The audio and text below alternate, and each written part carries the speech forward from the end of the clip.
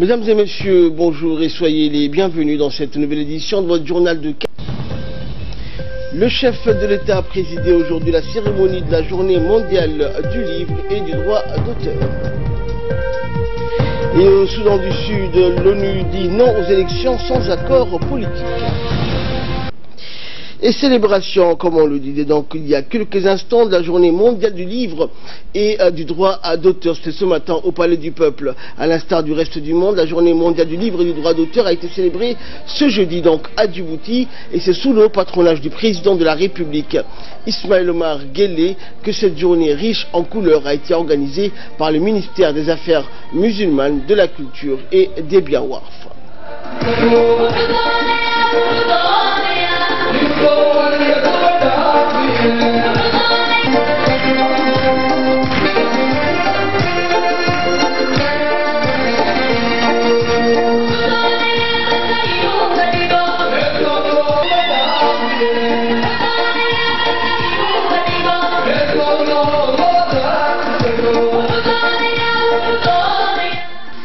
Une journée festive donc qui a marqué cette journée, cette ambiance. À son arrivée, le président de la République a été accueilli par le Premier ministre Abdelkader Kamel Mohamed. Il était accompagné donc de la première dame et présidente de l'UNFD, Mme Khadra Mohamed Haïd, et bien sûr a été accueilli également par le ministre de la Culture, des Affaires musulmanes et des Biens Warf, Moumin Hassan Barreya. La journée mondiale du livre et du droit d'auteur a rassemblé de nombreux écrivains, artistes, compositeurs, chanteurs, musiciens ou danseurs. Djibouti s'est félicité donc de la politique menée par son leader Ismaël Omar Guelleh, qui a obtenu un titre de reconnaissance comme Djibouti, capitale mondiale de la culture et du tourisme 2018. De par sa pluralité linguistique et culturelle et sa stabilité, Djibouti jouit de l'estime de la communauté internationale. Les écrivains et artistes se sont réjouis de la célébration de cette journée qui les encourage à poursuivre leurs activités. Et après avoir visité les stands dressés à cette occasion, le président de la République, Ismaël Omar Guelleh, a pris part dans la salle de spectacle du Palais du Peuple, au lieu culturel où se produisent nombre de débats, conférences ou spectacles, à une ambiance très festive, entourée donc des artistes et des troupes nationales djiboutiennes. Aux côtés du chef de l'État, on notait la présence de la première dame, Mme Khadra Mohamed Haïd, du Premier ministre Abdelkader Kamel, du président de l'Assemblée nationale, ainsi que du ministre des Affaires musulmanes, de la Culture et des Biens Warf, Moumin Hassan Barreya.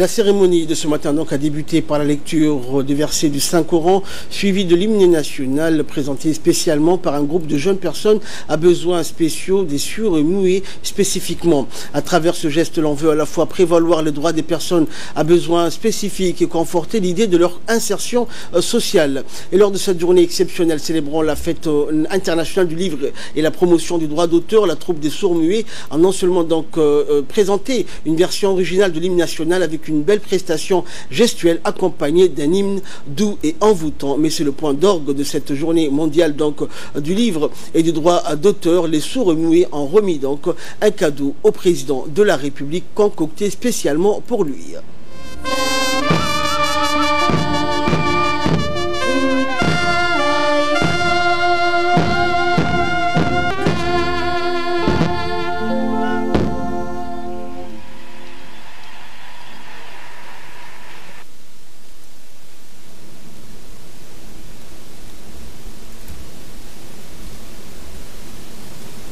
Un spectacle donc fort attrayant a été ensuite présenté par plusieurs groupes et artistes nationaux suivant cette ambiance bon enfant. Alaykoum salam. Ahlan wa sahlan. Yikataysa. Sahibkay. Micito. Wa fiicanahay. Haye. Waa wanaagsanay. Asaa ku kolemeeti. Haye. Yoo taargahay anu fanaana. Waa garanaya inaad fanaan tahay. Asaa ku fanidadle. Haye. Cusbabu bixsanu cusbabu. Buu cusub baad soo saartay. عدرة قدا عادة أبو كرات توم حبيو عصبابك يا عنفرة قبي جيرار هيس برامبر أنت بتصور صارت يرواد يي وهي هي أساكوها إيه حتوقت فرا أبوكو أنا حدا جيسه لك عقق فرا وقام بدن ولا السمية وحبل الآخرين والله الجورنال بدي قاعد يشبه وارمي وحوي جورنال كان وح مهمة والوان تدالين هذه حنبلية السياحة هيدا ما ينال هذا الكي قترامه ومحو فايدة ليه هم مقعولة أو تيتركولة يا جورنال كام جبوتي وهوي كان بدأ يهرو مركا يا نقوم قاعد على هالكل ساعة السعودون بالليجيري إن فاكم ما نحن قصاب بيري وحليجيلهم إن وراء إن وح برنامج هذا تي في كبحة إن droit dentaire ملذين يوم بندنا droit dentaire بقولوا أنا قطع ولا. Et par la suite, donc, entamant la série des interventions, le ministre de la Culture, des Affaires musulmanes et des Biens Ouarf et de Moumen Hassan Baredon, qui a organisé cette journée, a dressé le bilan de nombreuses initiatives entreprises et des perspectives d'avenir. On l'écoute. Que nous célébrons ensemble la journée mondiale du livre et droits d'auteur sous le haut patronage du président de la République, son Excellence M. Ismaël Omar Guelleh. Monsieur le président de la République, permettez-moi de vous renouveler mes remerciements infinis pour votre soutien constant et déterminant pour le développement de la culture et plus particulièrement la promotion du livre et droits d'auteur. La mise en valeur de l'importance du livre et droits d'auteur s'inscrit dans votre vision éclairée d'accorder un intérêt particulier à la connaissance et à la revalorisation de nos richesses culturelles véhiculées par l'oralité et des progrès sociaux. Il constitue les réceptacles de notre patrimoine culturel immatériel et surtout oral. Et le creuset de nos créations littéraires transmises de génération en génération en préservant nos valeurs culturelles et identitaires. C'est pourquoi nous encourageons les livres écrits en langue nationale pour diffuser les vertus de l'union et de l'entente et de faire connaître cet esprit réconciliateur et les approches traditionnelles imbues de sagesse et de lucidité pour que les gens vivent ensemble dans le respect mutuel et l'entente sociale. Monsieur le Président de la République, grâce à votre aide généreuse, combien de livres et ouvrages ont pu voir le jour, sauvés de l'anonymat, des pans de notre patrimoine culturel et de notre histoire commune sont sauvegardés de la disparition, dont le dernier est le livre Ermalka Bourat, écrit par Ibrahim Ahmed Ali, ici présent. Ainsi, de nombreux talents djiboutiens et djiboutiennes ont été détectés et leurs écrits sont énormément appréciés et reconnus, toujours grâce à votre soutien. Et dans son discours, le président de la République, Ismaël Omar Guelleh, a particulièrement exhorté le public d'acheter les œuvres écrites, non seulement pour enrichir leur niveau de culture, mais également pour exprimer leur solidarité et reconnaissance vis-à-vis des écrivains et des hommes de plume. On écoute le chef de l'État. Bismillahirrahmanirrahim. Alhamdulillah, salatu wassalamu ala rasulillah, sallallahu alayhi wa sallam. Maanta waa maalin kelideen aan leenahay maaha, waa maalin adduunka oo dhan leeyahay, waa maalintii la doonayo in adduunka lagu baraarujiyo. Dans son intervention, le président de la République, lors de cette journée de célébration de la fête mondiale du livre et du droit d'auteur, a tout d'abord rappelé l'effort sans mesure fourni par le ministère de la Culture, qui a-t-il dit, à travers son ministre, Mohamed Hassan, s'efforce de promouvoir le livre, la lecture et l'écriture. Le président de la République a ensuite mis en exergue le rôle que jouent les écrivains et les artistes en général pour enrichir au niveau de connaissance et du savoir, la jeunesse montante qui pourra, a-t-il dit, maîtriser à travers l'écrit sur l'apprentissage en matière de culture, des arts et bien sûr d'autres domaines, historiques, sociaux ou autres. Ensuite, le président a exhorté tout un chacun d'exprimer sa reconnaissance aux écrivains et aux artistes en général en achetant leurs œuvres qui, a-t-il souligné, pris beaucoup de leur temps et de leur énergie, sans oublier le financement consenti pour que leur œuvre voie le jour et soit éditée. Le président de la République a par ailleurs rappelé le danger de nouvelles technologies et leur côté négatif. C'est donc un outil à double tranchant qui, selon le chef de l'État, endort parfois les esprits. Diminuant leur niveau d'écriture, surtout à travers le SMS, qui amenuisent et détruisent parfois l'effort de recherche et l'esprit de rigueur. Dans la foulée, le président Ismaël Omar Guelleh a exhorté le public d'acheter les livres pour encourager et aider les écrivains à aller de l'avant, en s'autofinançant. Il a même ardemment recommandé d'acheter un livre, même sans le lire, mais de le donner par la suite, l'occasion de lire aux autres en le déposant à la maison ou ailleurs. Ainsi donc, a-t-il ajouté, acheter un livre est non seulement bénéfique pour l'auteur lui-même, mais aussi pour l'enrichissement des autres en matière de connaissances générales. Les arts en général, poursuit le président, entre autres les arts plastiques, le théâtre, le chant et la musique, la peinture et bien sûr l'écriture sont, a précisé le chef de l'État, bénéfiques pour le bien-être, l'identité, le développement et la valorisation culturelle d'une nation. Ensuite, le président de la République, Ismaël Omar, a pris un exemple, le cas de l'artiste dénommé Abébé, qui, à travers le poème récité sur l'estrade du Palais du Peuple, a démontré sa capacité de création en matière de poésie orale, véhiculant maintes connaissances, surtout dans le domaine des sciences religieuses. Aussi a-t-il chaleureusement félicité en public l'artiste écrivain Abébé. Et dans un second volet, le président de la République a expliqué et précisé que la culture et la religion sont compatibles à plus d'un titre. Nous l'écoutons.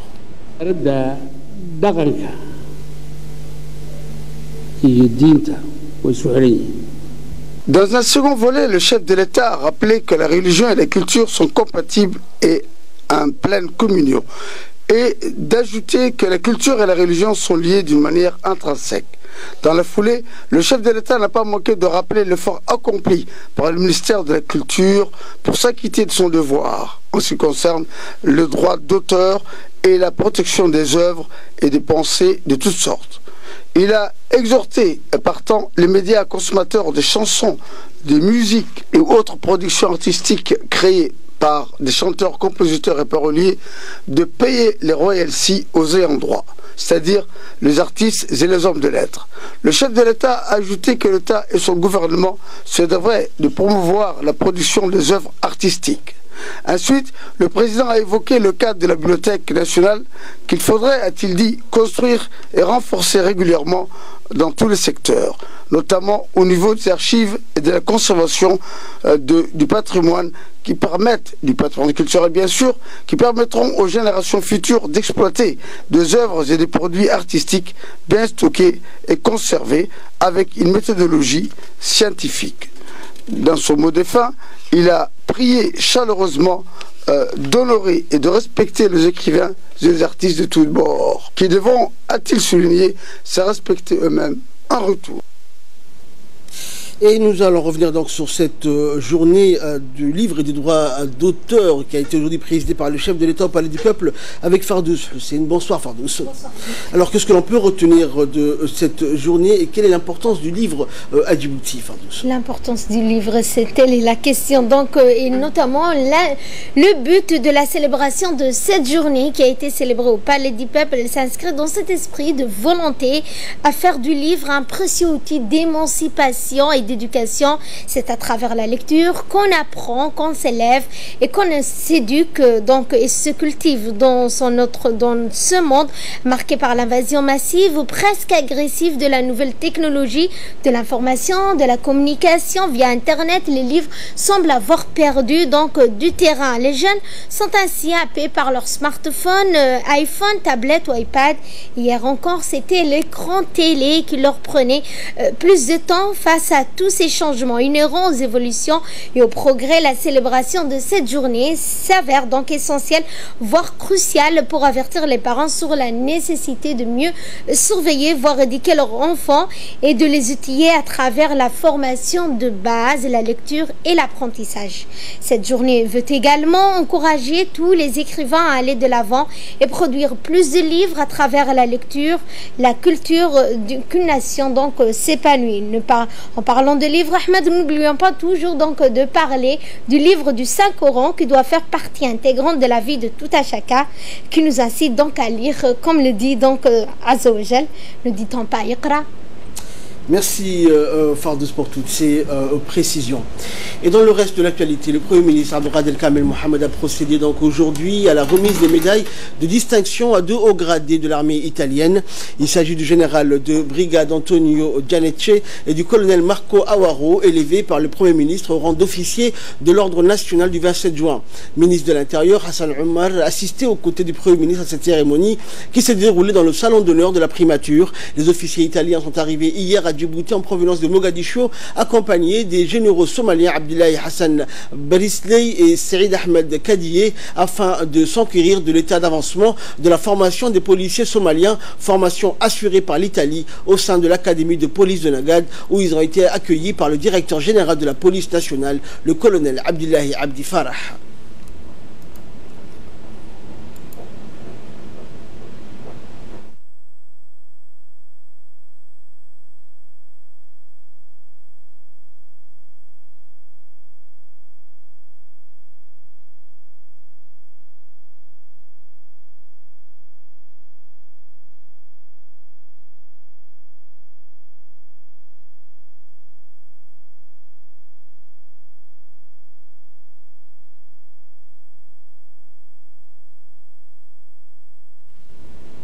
Le ministre de l'Éducation nationale et de la formation professionnelle, Moustapha Mohamed Mahmoud, a dirigé cet après-midi les travaux d'une importante réunion de restitution de la mission de travail qu'il a effectuée du 16 au 21 avril dernier à Washington, aux États-Unis, pour participer aux réunions du printemps de la Banque mondiale et du Fonds monétaire international. La rencontre qui s'est déroulée au siège du ministère a vu la participation du secrétaire général, Mohamed Abdallah, des directeurs généraux et l'ensemble des cadres et responsables du ministère, mais aussi des inspecteurs et chefs de service. Le ministre de l'Éducation nationale a évoqué le nouveau projet d'amélioration de l'école djiboutienne conclu avec la Banque mondiale qui a octroyé une enveloppe de près de 26 millions de dollars sur une durée de 5 ans. C'est une première pour notre école qui bénéficie d'une aubaine et nous devons en tirer le meilleur profit dans notre projet de transformation de l'école djiboutienne, a-t-il indiqué. Le ministre a également insisté sur l'intérêt du partage d'informations et des responsabilités, mais aussi la reddition de comptes et l'évaluation ainsi que l'auto-évaluation pour que toute la chaîne des responsabilités soit impliquée dans le succès du projet de transformation de l'école djiboutienne. Il convient de souligner que les partenaires de la Banque mondiale ont programmé, dans le cadre du Spring Meeting organisé à Washington, la semaine de travail avec le MENFOP en vue de la mise en place de son nouveau projet transformateur. Et après ce puissant message de sensibilisation, le ministre a laissé l'équipe qui l'a accompagné à Washington faire une présentation des contenus et des aspects saillants du rapport de la mission. Le directeur général d'administration ainsi que le secrétaire exécutif Ayaan Ousmane et l'inspectrice générale de l'enseignement général et ont balayé donc au large sur les rencontres bilatérales avec les différents responsables de la Banque mondiale dans le cadre d'un planning préalablement concerté. L'occasion aussi de rapporter les échanges avec les experts, les visites d'écoles spécialisées et enfin les conférences et plénières.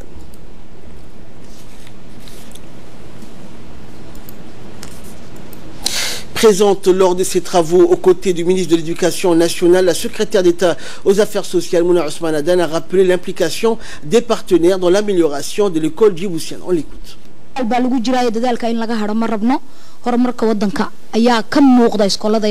Des propos repris par la secrétaire d'État chargée des Affaires sociales, Mme Mouna Ousmane, qui a fortement sensibilisé les parents d'élèves à s'engager pleinement dans ce projet de la plus haute importance. Elle a également réaffirmé sa volonté de coopérer avec le MENFOP sur ce dossier. Le comité des parents d'élèves a accueilli avec ferveur et enthousiasme ce projet d'institutionnalisation des uniformes scolaires. L'occasion aussi pour la porte-parole du CPE de louer le travail du MENFOP et de réaffirmer sa ferme volonté de continuer à œuvrer pour le succès du projet de transformation de l'école djiboutienne. Hamoud a mis l'accent sur l'impérieuse nécessité de conjuguer tous les efforts et de travailler en bonne intelligence afin d'atteindre des objectifs de qualité dans les enseignements-apprentissages. Le ministre de l'Éducation nationale a mis en lumière les objectifs et l'impérieuse nécessité qui sous-tend ce projet d'institutionnalisation du port de l'uniforme scolaire. Les uniformes scolaires permettront d'assurer une certaine équité entre les élèves de toutes les couches sociales et de gommer les déséquilibres sociétaux, a-t-il dit. Puis il a ajouté que le MENFOP veut désormais s'assurer que les standards d'hygiène et de propreté vestimentaire et corporelle soient garantis parmi l'ensemble des élèves. Pour cela, il a invité les parents d'élèves à accompagner le ministère dans ce projet qui est une requête de la société civile lors des États généraux de l'éducation en 2000, qui a été retiré lors des consultations du colloque sur l'amélioration de la qualité des enseignements et d'apprentissage en décembre 2016. En nouvelle nationale toujours, le match de la finale du championnat de volleyball des forces armées djiboutiennes a eu lieu ce matin à la base du régiment d'artillerie cité à Boulaos. Le chef d'état-major général des armées, le général Zakaria Cheikh Ibrahim, est venu honorer de sa présence cette finale et témoigne également de son attachement au programme sportif des militaires. À son arrivée, le chef d'état-major général des armées, le général Zakaria, a été accueilli par l'adjoint du chef d'état-major à la défense, le général de brigade Dahiro, et du chef du corps du régiment d'artillerie, le colonel Mohamed Hersi. Un accueil suivi d'une revue de troupes du général donc devant ces unités mises en place à son honneur. Et outre le général des officiers de l'état-major comme le chef de l'état-major de la défense, le général Ousmane Noursoubaglé et les différents chefs de corps des deux équipes finalistes ont également assisté à ce match de finale, moment riche en émotions. Et juste avant de donner le coup d'envoi pour le début de la compétition, le chef du bureau des sports des forces armées djiboutiennes de présenter donc les deux équipes et d'indiquer que l'organisation des tournois sportifs entre les éléments des différents régiments donc est accomplie avec succès pour la promotion de l'esprit d'équipe et travail sur la forme physique du soldat. Tels sont donc les objectifs de la tenue de ce genre de compétition sportive pour les soldats. Ainsi donc ce championnat en football et athlétisme ont été également organisés durant les années précédentes par le bureau.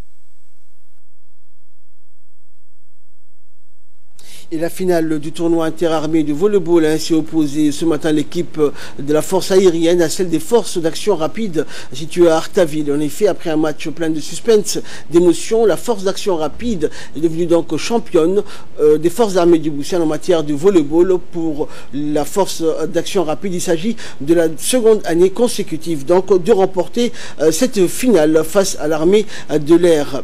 Et battu donc sur tous les 3 sets partis donc avec 24 points entre une dizaine à chaque fois, les volleyeurs de l'armée de l'air ont encore une fois perdu face à leurs homologues du régiment le plus aguerri des forces armées djiboutiennes, la FAR. Et dans le cadre du renforcement de l'enseignement chez les enfants à besoins spéciaux au niveau de l'éducation nationale, une cérémonie de remise de certificats pour les formatrices en informatique a été organisée ce matin à l'école primaire de Razdika. Cet atelier a été présidé par la secrétaire générale, donc par intérim, Amina Ahmed Warsama, et a vu la participation du président du Bureau national des personnes handicapées, également directeur du centre Idriss Moumine, ainsi que des experts internationaux comme l'ingénieur en technologie de l'information et de communication Ihab Samih et Dr Sayed Nahraoui, directeur du centre d'ambition pour le développement de la formation et la communication. L'objectif global qui est poursuivi donc à travers cette formation a pour vocation de renforcer l'enseignement chez les enfants à besoins spéciaux au niveau de l'éducation nationale et également améliorer dans le futur la prise en charge éducationnelle à travers un meilleur diagnostic et des capacités d'apprentissage de l'enfant dans le but de scolariser ces enfants très souvent discriminés en raison de leur handicap. Bonne chose à ce que les enseignants qui ont déjà bénéficié d'une formation, comment détecter très tôt les enfants qui ont des besoins spéciaux, notamment les enfants qui ont un retard au niveau mental. Je crois que c'est une première ajoutie que ces élèves de cette catégorie soient suivis par des enseignants qui ont été formés, ce qui a permis un allègement des difficultés au sein de la famille parce que cet enfant aujourd'hui de plus en plus il est suivi, il se sent qu'il est citoyen, qu'il va à l'école et suivi par des enseignants formés. C'est la deuxième phase de la formation qui se déroule encore, assurée par des experts venus des pays amis. Et je crois que ce qui est important, c'est que le chef de service des enfants à besoins spéciaux a une longue vision concernant comment dès cette rentrée également, détecter beaucoup d'autres enfants qui sont restés à la maison pour pouvoir bénéficier de ce suivi à l'école. Santé à présent, la caravane médico-chirurgicale a repris de plus belle cette tournée et ses activités dans les régions de l'intérieur en commençant par le sud du pays. La suite avec Samatar Saïd.